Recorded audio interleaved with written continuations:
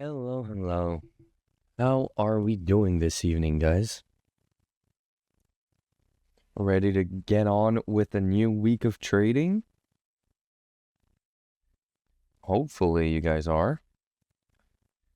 Can I get a quick confirmation in chat that you guys can see my screen all right?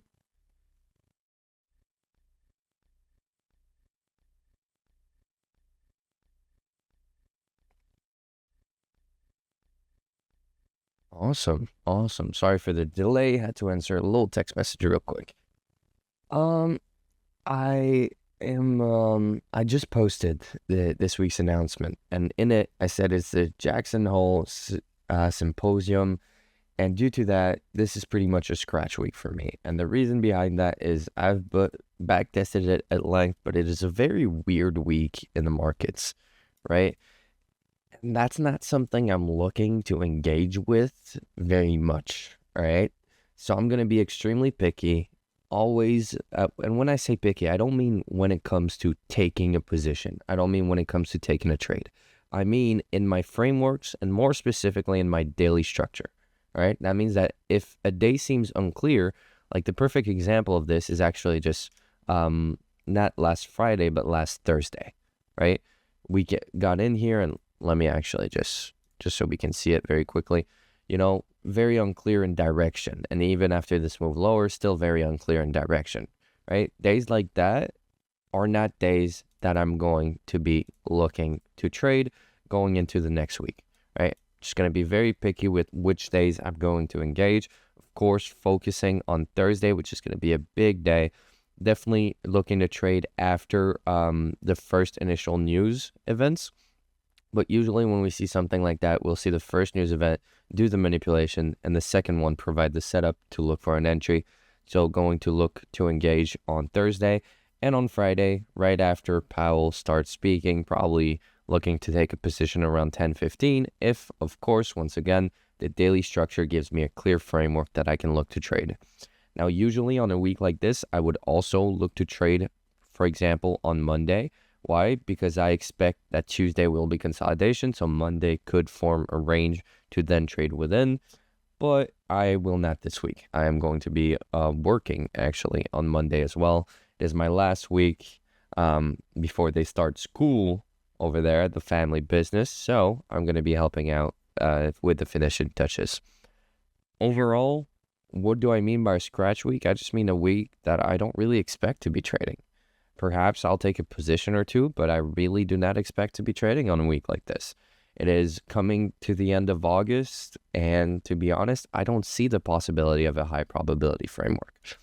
But does that mean I want to fully take off the opportunities? No, but it just means I'm going to be picky. And when we look at price also at the divergence between ES being bullish and then NASDAQ being super bearish and then driving price lower, these are just not the conditions in which I know my edge is at its sharpest. So I don't want to be forcing positions. But if I was looking to take a trade, I would definitely look for a retracement to our first discount in efficiency here. That is definitely my target in the short term if we are to continue lower. If not, for long ideas, I'm going to be referring to the midpoint of this order block. I believe I talked about it last week. So I'm going to be referring to the midpoint of this order block. Let me actually remove 0 here. These are the two levels I look for respect, right? We closed underneath the first one, so we could still respect this order block as long as we close above the midpoint of it after touching it. So if we dive lower to this level and close above, then I can look for continuations. And at that point, it's a very clear objective, right? The only possible objective higher is going to be this level. Also, what we can notice is by closing below this, we have inversed this fair value gap, which could be a nice point of interest for potential short opportunities if you are trading early on in the week. As I did say myself, I will not be looking for positions there, but if I was to, I would definitely be looking for some nice shorts going lower. What I mean by a scratch week as well is, you guys know, I use economic news events to frame my week before it happens. And some people have studied under me, and these people can tell you that it has a high impact for me, right? I can predict with a lot of accuracy just based on what news are there in the week. And when we have news like Now, those are the ones that I can't, right? Because we could do anything from Monday to Wednesday. And then Thursday and Friday will be our defining factor. So we could consolidate for 3 straight days, or we could keep going for a drive lower, which I think is the most probable outcome, just a high resistance move lower.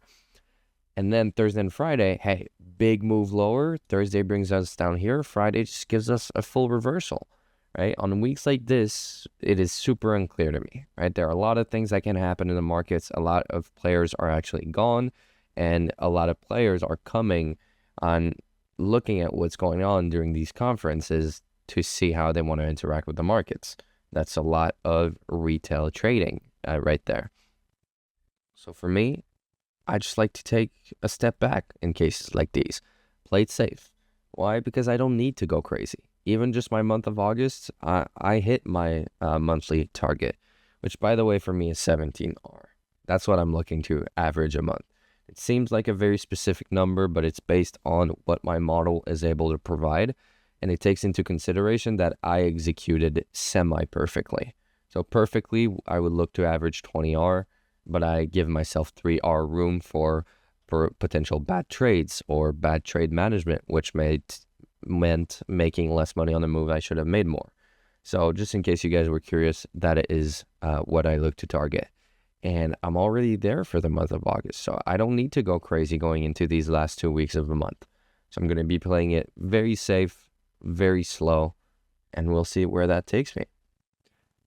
I do understand. I mean, we've been in here for 6 minutes, but to be honest, there isn't much to talk about this week. Pretty straightforward. Do you guys have any questions? I'd be more than happy to review anything. That's always how my outlooks go, right? It's like, okay, well, here's the most probable outcome, and this is what is going to happen if I'm looking to short. And how would I consider a long? Well, if this and this happens, then I will consider longs. Catching handles either way? Yes, sir. Well said. And it does not seem like we have any questions. So definitely was a quicker outlook this week. Hopefully you guys aren't too disappointed. But sometimes it doesn't have to be complicated. It can be as simple as if this happens, then I'm going to treat it like this. And if this happens, then I'm going to consider taking this. Very straightforward stuff. High probability trades only. First time seeing that news Friday. Yeah, I don't want to bullshit. I think it's once a year. It could be once a quarter, but I'm pretty sure it's once a year. I just don't want to give you bullshit because I'm not sure. But yeah, it is a big conference with fully financed people. So it is a very weird time in the markets, I feel like, especially for us trading the indices futures, which are based on all the stocks that get affected by such things. So this is where we take away our smart money hat and we put away our realism hat that says, hey, people talk shit about the companies at these conferences, shit is going to go down. And I don't want to be in a position when that happens. Hopefully that makes sense. But that's how I think. Bring out the online casino gambling. Yeah, that's pretty much it. The online casino gambling hat. Yeah. I mean, that's pretty much what this week is for me. I don't want to attack any traders that have great performance on a week like this. But for myself, it is way more unclear, and I prefer to just stay back instead of trying to play with my variance and get into a lucky or a good trade even. On that note, though, I'm going to call it a night here. We're going to have peer reviews on Thursday and Friday this week. If we see something interesting early on in the week and there's a lot of questions in chat, I'll definitely consider doing a PA review. So if you guys are trading outside of just Thursday and Friday, as I am myself, I'd be more than happy to answer some questions in chat. And as I said, if there's a lot of interest, host a last-minute PA review. Have a great night, guys. Great evening, I should say. Once again, always messing it up. Used to doing these at 9:30, right? But you guys have a great evening, and we'll see each other later this week for our price actions review.